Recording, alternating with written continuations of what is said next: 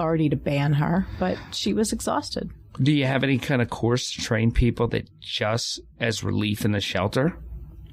Yeah, we have a animal disaster. Animals in disaster. The Red Cross What's it Animals called? in Disaster. Disaster sheltering. And it's, I think, the American Humane Society. Teaches that. And how do you do funding? How's that? Homeland Security has provided us with a great deal of funding. I think it's a little bit more scarce now, but initially they were very generous. And the 5-county, Montgomery County, Delaware County, Chester County, what am I forgetting? Bucks and Philadelphia. We work together. All the coordinators frequently meet, and we went over the budget, and we made sure everyone had what we needed. And then, we have some mutual aid equipment. Chester County has the large animal trailer, and we'll move that wherever we need to move it. So we all work together. See, that's amazing to me because we look for missing people and we don't get any money. Yeah, isn't that? Yeah, that's just awful. Yeah, that's kind of where priorities are. Wow. Yeah, we don't get in search and rescue anything. How can you change that? I don't know, and it's definitely not the time. Unfortunately, because it's just so tough. I mean, yeah. Maybe we need to get more people getting animals, and then when they go missing. I think we need to get more of those trackers. Yeah. We just need an endowment for a million plus people. Yeah. And is there anything that we didn't cover that you want to tell people about the organization? Not that I can think of. Probably when I get in my car, I'll think of things. Of course. But of course. No. Just, okay. If they're interested in joining the team, come on out. All you need is a love of animals, and we'll teach you the rest. And and just willing to dedicate X amount of hours a month. Time is the big thing that people need to go into volunteering, realizing. Yeah. They're gonna and we're even pretty lenient there.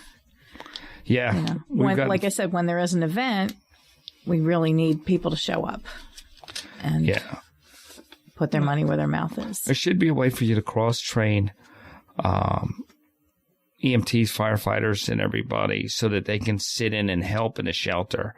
We actually have. The county has a couple fire instructors, and they have helped us out. I'm always willing to be called if there's a problem. But, for example, in the ice storm, they could call me. I could even be willing to get there, but I didn't have the ability to get there.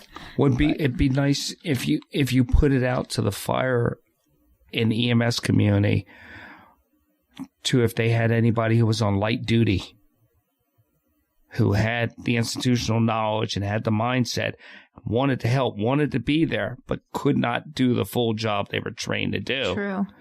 So that they could back up somebody who's been there for 12 or 14 hours and might say, I just want to go lay down on a cot for 1 hour. Right. Well, sometimes it's just a matter of just be here. And if somebody calls to check an animal in, we could get someone there. But we man our shelters 24/7. What's the most animals you've ever had in a shelter? I'm going to just say 10. We haven't had any great big events, but with Sandy, we were moved from our community shelter to, they took over a gymnasium on Westchester University's campus, and we were expecting hundreds. And fortunately, thank God, they didn't come. Yeah, I was very grateful. When they told me that, we were packing up the shelter, and they said, okay, we'll pack it up, but then we have to go reopen one. And they kind of debriefed me at that moment on what was happening. And at that moment, I just wanted to, that was a couple days into event. All of us were tired. And I think I just wanted to crawl into a puddle and cry myself to sleep for about half an hour. Yeah. And fortunately, it just didn't have to happen. We would have done it. We would have made it happen. But we were also very fortunate to have, it was actually a running joke. One of the American Humane instructors, every time she came, within a week, we had an event. Wow. And she had just been there to teach a class. So she was still in the area. And we were so fortunate to be able to pull her back because we were out of our league. Like I said, we would have made it happen. We would have figured it out. But just knowing she was there and she had done this, she had been to, you know, when the tornadoes rip through the heart of America, you know, she's been there. So she's done these huge shelters. I know what you mean about making it happen because you make it happen. I remember there was, not this past year, the year before, during the summer, we had searches, like 10 days in a row or something. There was something where there was this inordinate blip, and we dealt with it. But I don't want to deal with it. Right. You don't want to do it again. Yeah, we did it, but I don't think I could do it again. You know, I feel like... And you'd find it. You always find it. Yeah, but you just hope it doesn't happen. You just hope it never happens. Yeah, yeah. And I still feel that way. I mean, as much as I love what I do and as much as I love that it helps people and I believe it makes a difference, I guess ultimately, sort of Tia Torres, the woman who does the show, Pit Bulls and Parolees, she says, my mission is to rescue. My hope is that one day I don't have to. And that's how I feel. And that should be, you know, I say that about when we go around to educate. I just came from seeing a senator and talking to him about what we do. And my goal is to make sure that we don't get called because it stops happening. I'd like to educate the problem away. Exactly. It will never happen that way. But at least every now and then I hear from somebody that says that we didn't have a search because we did this best practice first and it got done. And everybody, you know, EMS should not want medical calls. It won't happen. Right. Fire should want things to be safer, as it has been. I mean, fire's been the one that you've seen the definitive change. Except in Philadelphia. Yeah. Well, you've got older houses. Exactly. Yeah. You go anywhere where things are older. Yeah. But, you know, you've got most fire departments are more rescue squads than they are fire departments for actual I got in flames. trouble with Paoli. I was at Paoli for years, and they were preparing one of their pieces of apparatus for a parade. And I didn't mean anything by it. My honesty frequently gets me in trouble.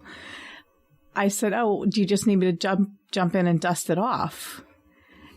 And the chief probably would have liked to have speared me. He said, what are you talking about? And I didn't mean anything by it. I just meant that fortunately we don't need that great, big, beautiful aerial piece. Right. That can't get down half the driveways in the area anyway. But, you know, that's all I meant by it. Right. You know, we have this piece of apparatus. It's great that we have it. We have it for mutual aid. Now, of course, everybody has this. I don't remember if it was a snorkel or, you know, I don't remember what it was. But whatever it was, we had it. It was used. And fortunately, we didn't need to use it often. And that's all I meant by it. But right.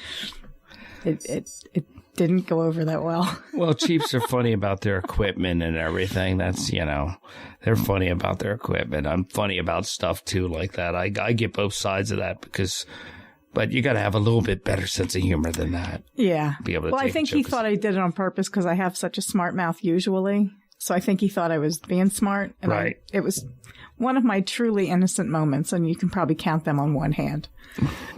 Okay. Well, thanks, and we'll just wrap it up. And thanks a lot for coming, and blah, blah, blah.